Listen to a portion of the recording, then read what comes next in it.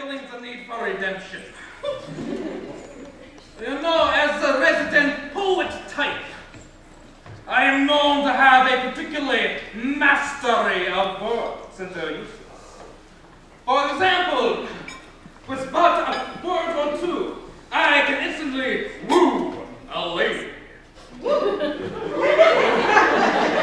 It's easier than I thought. But for a full demonstration, I will need a lady. Oh, that's one now. Now observe closely. Whoa!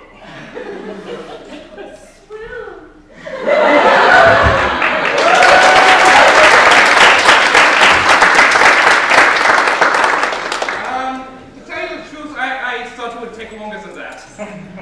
At least you didn't do something silly, like send you on a quest or whatnot. Oh yeah! Like that one time with the lady. Why is there always the lady with you? Because every lady deserves to be the lady. Immortal, immaterial, immovable, impregnable.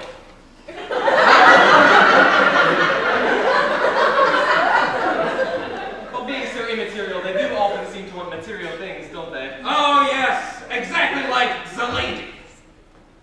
Which the lady is this? The one that runs off at the end of the story. Ah, right, that lady. That's a ticket. Yes. So there I was, courting her, wooing her. When... Are you alright, miss? Do I need to toe down the woo for you?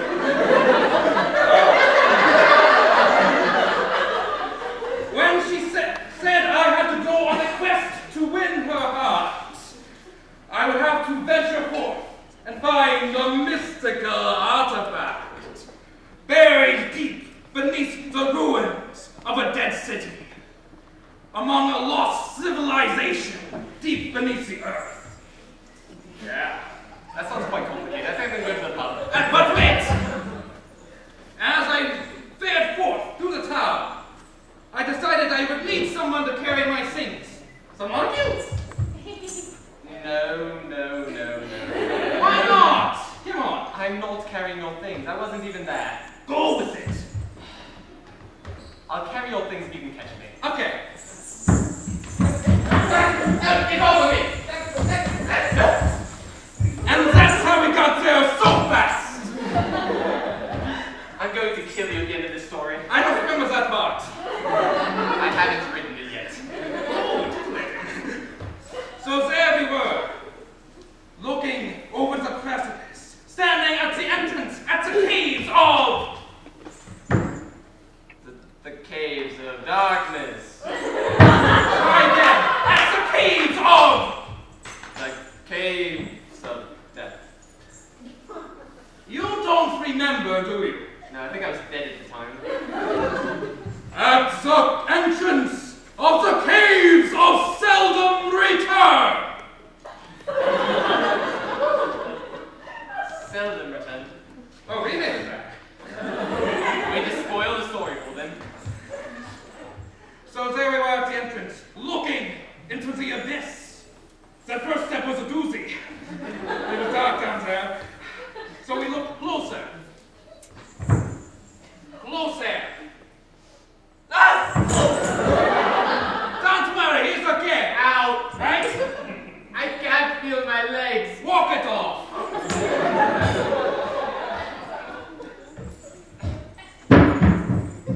What do you see? Can't see anything, it's too dark. Well, light a torch. I don't have a torch. Just snap your fingers. What's that supposed to do? Just do it. Your other fingers. Like so.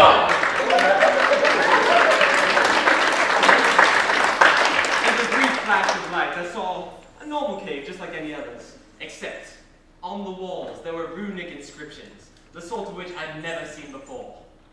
I couldn't even make it out, I didn't recognize the language. They were the color of blood.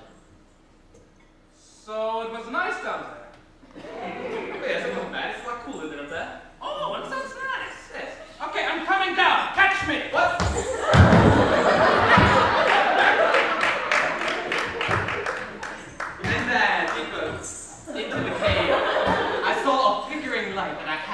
this before.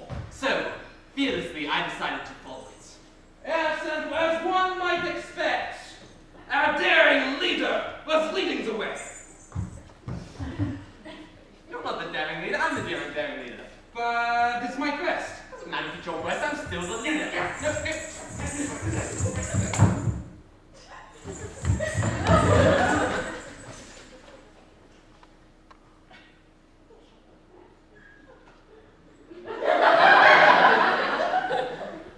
And there, deeper in the cave, we saw some of the most hideous beings we'd ever seen before.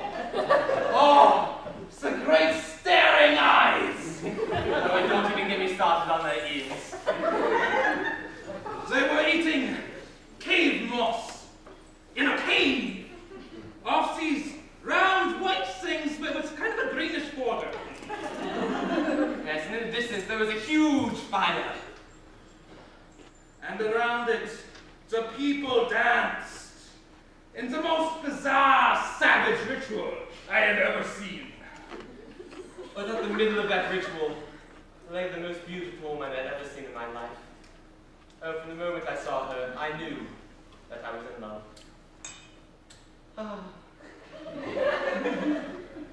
And so he determined at that moment he would have to woo the lady, learning everything I had taught him.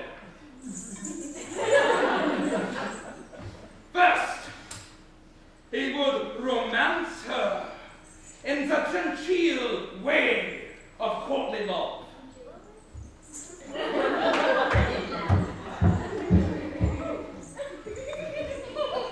Woo! That didn't work. So next, he decided he would apply his machismo. And since he was among a primitive tribe, he would impress her using the ways of manly war.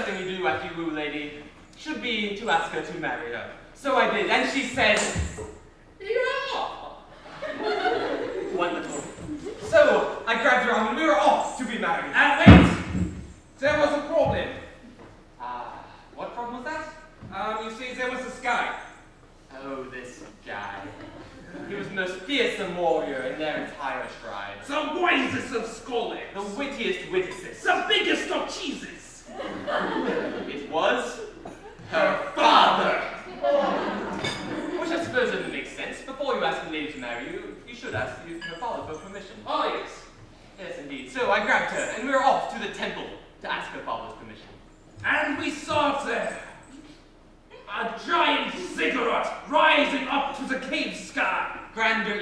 grandest other buildings. They were pretty bad.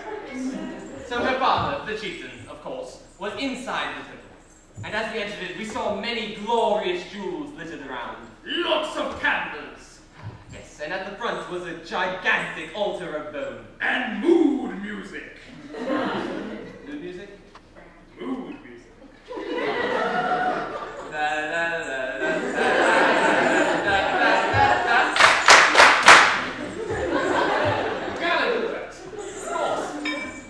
So, of course, I went up to her father, and I pleaded to make my case, and I asked if I may marry his daughter. And, of course, he said, Maybe.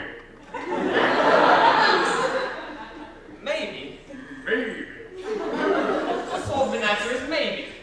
Well, you see, the tribe has to say, all the really important questions they put to this mystical artifact that would decide fate for them. I see. Well, I suppose certainly answer then. Oh yeah, we love it. Yes. So the chieftain pulled a lever on the altar, and it gave way into a gigantic, darkened staircase, leading further, deeper into the cave. And as we descended, we heard this ominous, creepy sound, chanting by babies.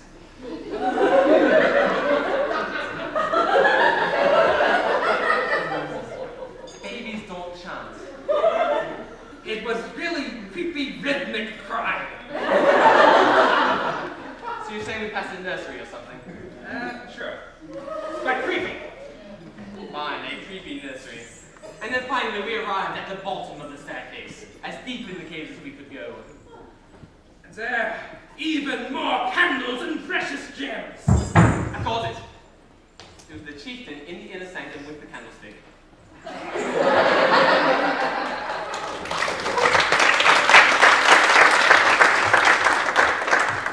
And there, standing behind the altar, I saw what I recognized from the description she had given me was the mystic artifact I had been sent for.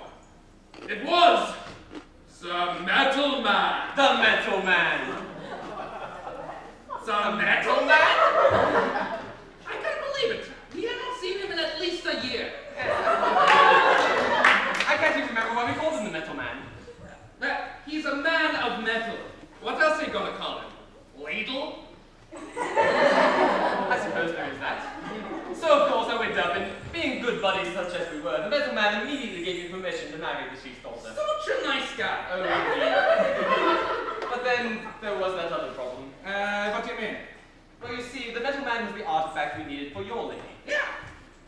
And it is also a precious artifact to this primitive, warlike tribe of people. Uh-huh.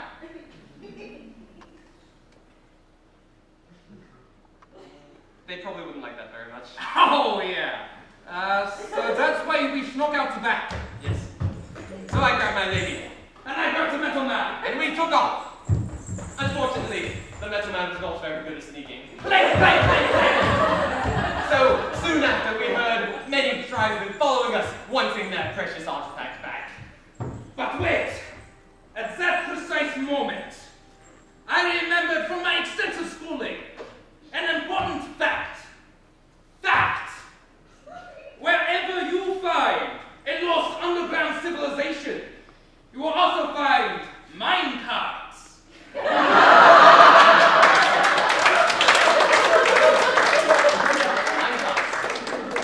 Fact! Whatever. So I went in search of the minecart, seeing if there are any sort of tracks on the ground, any sort of metal abrasions on the There's a wall. sign. The Hey, taste over. Right here. Sign. Found it. What's the sign say? It said mine carts. Saturday. I think we should go that way. Agreed. All right. So there, we saw many minecarts, and each of us took one and hurtled off down the track, going up and down and right and left, and around and around and around and around and around. And behind us we heard the tribesmen hot in pursuit in their own mine carts. Yes, since they knew the track so well, they were able to gain on us quickly, and even getting much closer. They were hot in our ears when before us we saw open up a great yawning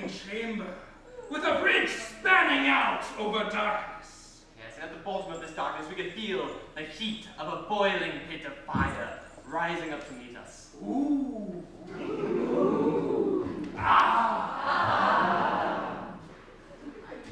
Are you quite done? Huh? However, we could still hear the tribesmen growing ever closer. We could feel their breath on the backs of our necks. Suddenly, when all seemed hopeless, the metal man took a step from his minecart onto the tracks. Before we could say another word, we went around the corner only to hear his final ones. You shall not pass.